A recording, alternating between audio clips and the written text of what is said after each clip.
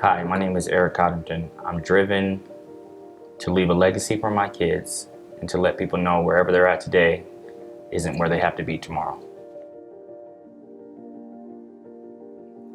My goals in the beginning were to just complete something. My background is I just had come out of prison. I went through a lot of addiction for about 10 years, and I hadn't had success in a while. So coming in the program, I just wanted to complete something. My goals changed from just wanting to complete something to starting to want to be successful in life, to have a car, have a license, be able to see my kids and things like that.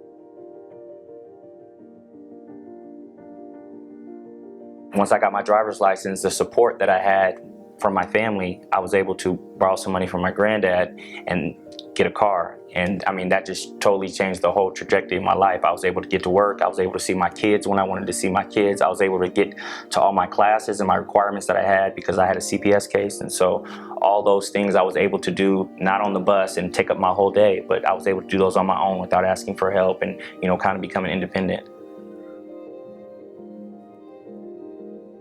So I participated in the Tool Center program, but under that program, I got to meet a financial advisor. I got training in for forklift license, forklift card, first aid card, OSHA 10 card, and a flagging card, which is like all the things that they give you at my job now. Like you have to go and you have to have those things. And for me, it kind of put me a step above because it was like I already have all this. I'm already ready to go.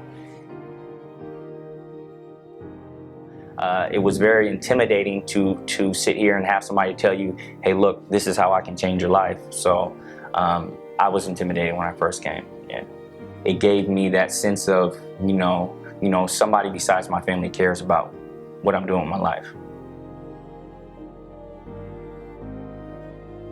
Well, they made a lasting impact on my life because they invested in me when nobody else really would.